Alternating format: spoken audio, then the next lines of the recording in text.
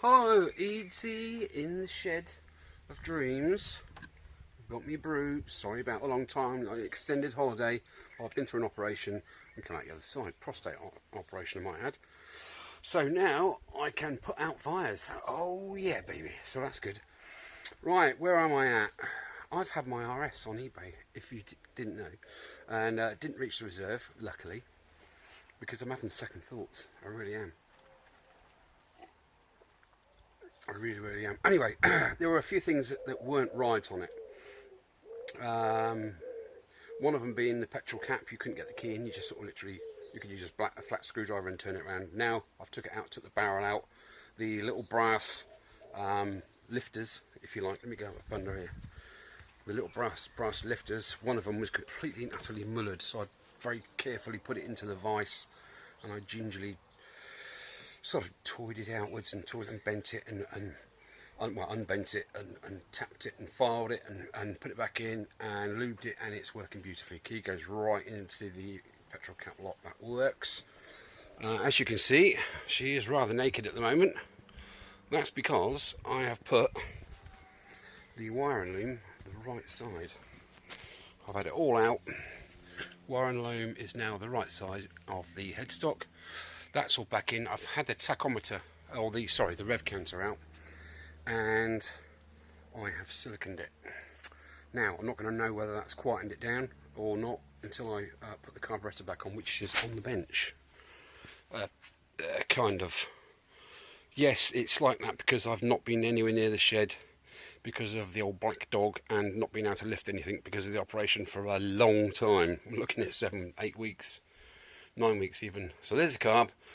I'm just going to take that apart. I need to raise the needle, which is down at the bottom of there somehow. So I've got to take that shaft out, undo that Phillips screw, and literally take it all apart to get that sorted out. Got the fare in there, the seat and the side panels, and obviously the tank is now on the. Let me show you. Let's just finish me brew. Oh, Mum, I've got a drink problem. Right, let's get the RS key. Look at that, look. Honda 250RS. There's that. There's the key. Goes straight in, right down. And beautiful. And you can just click it back in, or put it back in like that if you wish. How cool is that? It's a silly little detail, isn't it? Anyway, let's have a bit of a look round. I've been round it with a feather duster because it was Cobweb City, honestly. Yeah, what I'm thinking is, I mean, technically, this is actually more fuel efficient than my little red chicken. That does 80 miles per gallon, and this does 90. Allegedly. Depends how many beans you're feeding it, doesn't it? Do you know, it even has its own little toolkit in there, wrapped up in one of my old sweatshirts, just to keep all the moisture out. Stuff. How cool is that? Brand new battery. She's looking good, isn't she? So yeah, I'm just going to sort this carburetor out now. That's all nicely sorted out there. I did notice when I took the headlamp out to get all the wiring loom back out of it, there were a couple of spade terminals that I'd crimped on, but where I hadn't doubled the copper over, they just popped straight off. So things happen for a reason, guys. I have now redone all 4 of them, and they are spot on. Everything works. The electrics work beautifully. That's the clamp for the front screen. There we go. She's looking really good, isn't she? Absolutely beautiful. I'm kind of glad now that no one bid to the reserve price, because I want to enjoy this bike for a little bit. I might enjoy it for a year and see how I feel afterwards. There's no point in, have no regrets, guys. I have no regrets. I've not really ridden it, have I? I've taken it to the MOT centre pretty much, and around the country roads and then back again. I'm about 60 miles on it. So, but I haven't really gotten because the carb's not 100%, you get 60 out of it, perhaps 62, 63, but it should do an awful lot more than that. So I know it's not right, and I'm not really one to chop the towel in, am I? The reason I think I'll just put it on eBay is because of where I've been at up here. Depression, anxiety, it's sort of, controls you. It controls you, that's the best word to put for it. So a couple of my friends online, hi guys, you know you are, have said raise the needle up a couple of notches in there, see how that goes. And what I'm going to do is strip it right down, I think, and put it in the ultrasonic cleaner, because there is a tiny little, I don't know if we can see it here, yes we can, where the two holes are there, you've got that brass ferrule sticking up, that thing there. Well, there's actually a hole the other side of it, so as the air gets drawn through, it sucks fuel through. I think that's blocked. I think it's blocked, because when I've looked up under there from below, you can't see daylight, and I've shone a really bright torch through it and I still can't see daylight, but it ticks over fine. So I really don't know, but I'm just going to take it apart and blow the lines through once more, see if I can see, you know, raise that needle a couple of pegs. I might, trouble is it's quite easy to whip, it's 2 bolts to whip the seat off and 1 bolt to whip the tank off, so that's not really a biggie, is it? But you have to get all that done to take the top of the carb off, and then to actually get into the slider. Yeah, that's, I think it's just that 1 bolt, you know, but there are an awful lot of springs and things there that are going to twang, aren't they, when I start to pull that shaft out that way to get the slider out. Who knows, but it's for me to find out, isn't it? Anyway guys, I hope everybody's keeping well. I am feeling a lot better up here and down there, which after 5 years of the down there bit, it's the little things in life, guys, you take for granted, like going to the toilet, for God's sake. And when you can't go, literally you can't go because of the agony, it's not until then that you realise that, you know, these things matter. And it wasn't for the lack of me not asking about it, because a lot of guys can't ask about things like that and they just bury their heads in the sand. I hope that's not you.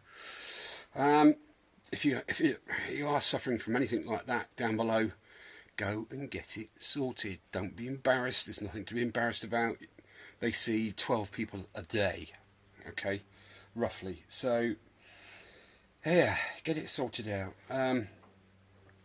Mine was down to lots of other tests. They didn't think it was that, you see, so that put like a year and a half, coming up to 2 years. I think COVID kicked in, that was another 2 years, and now I've got it done this year on the 11th of March. So that's how long I've literally been not in a good place. But now I'm back at work. I've been back at work a week.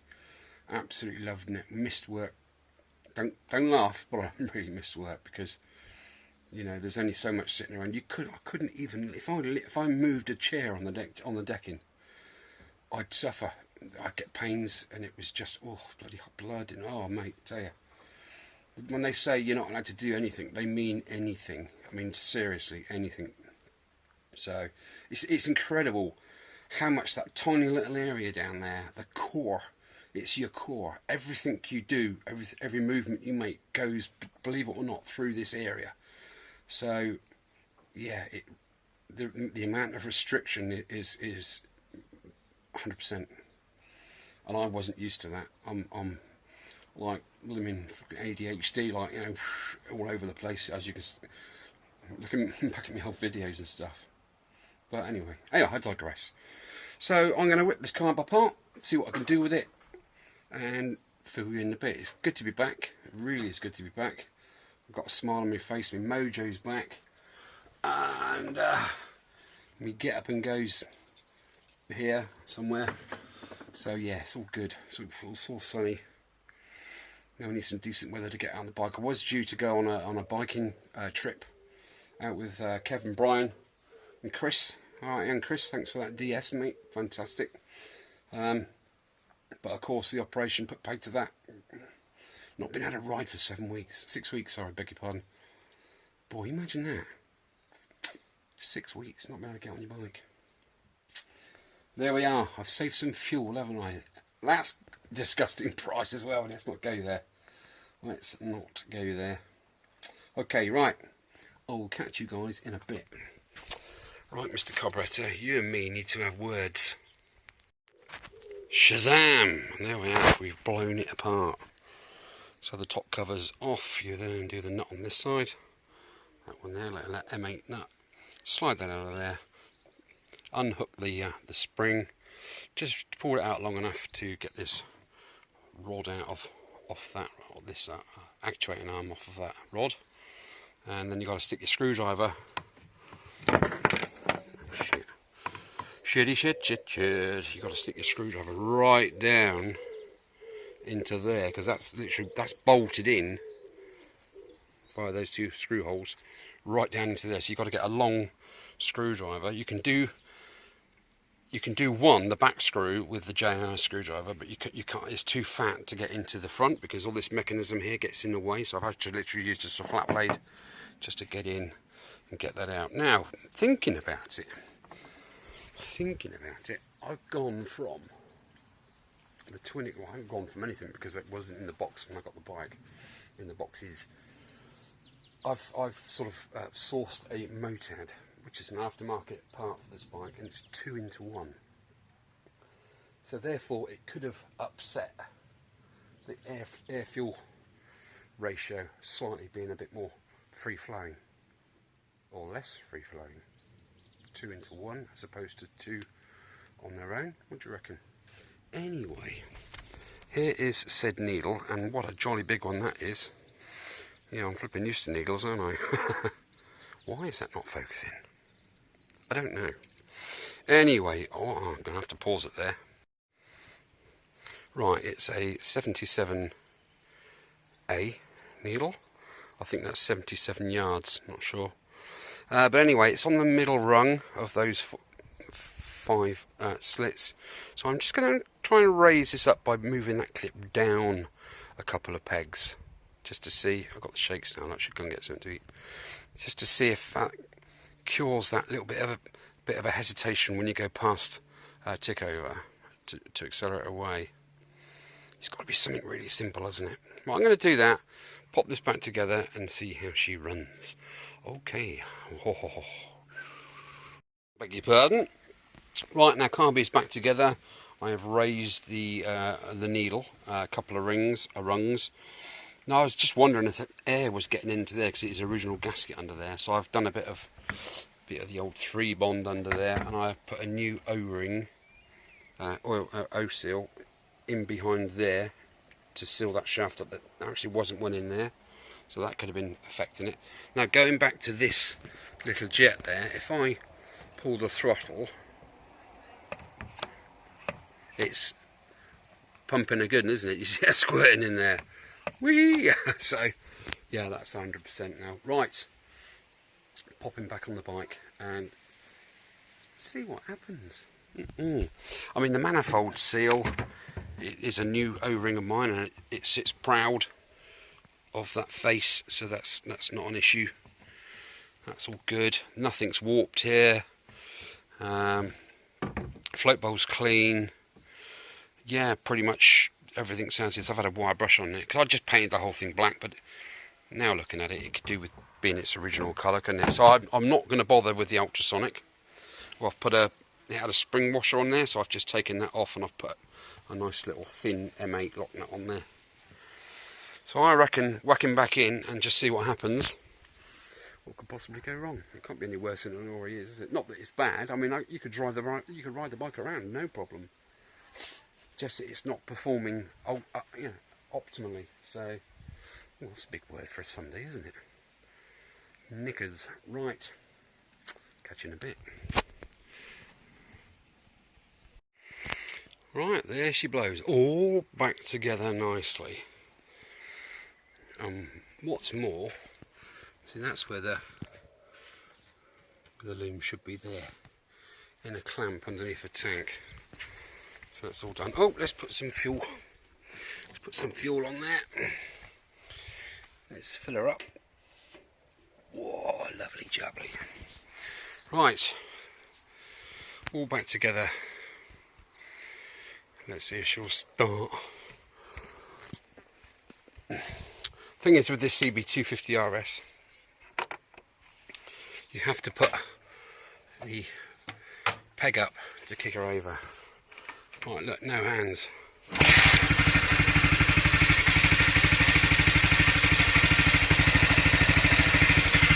No choke.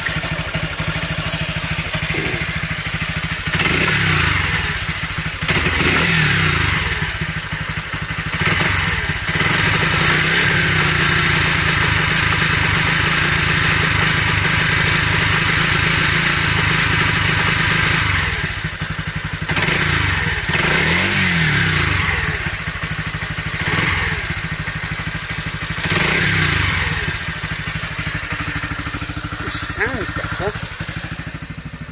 Still a slight tiny bit of hesitation there, slight. I might have a play around with the ear mixture screw actually in a minute. Nah, solid, let's do it now. Gotta find it first. Roar. Under all my crap, under all my crap. Right, where to be long?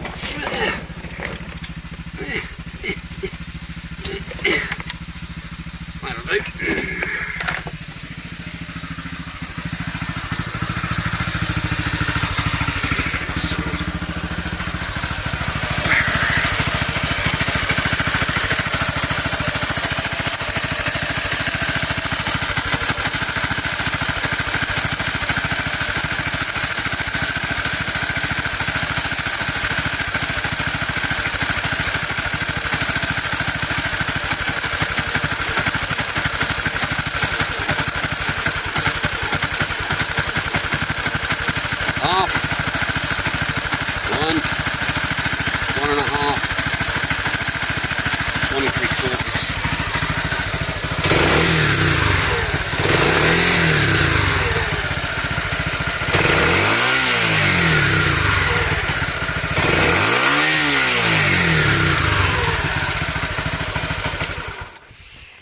Well, I reckon that's spot on. It does say in the old Staines manual, I think 2 1/4, 2 1/2.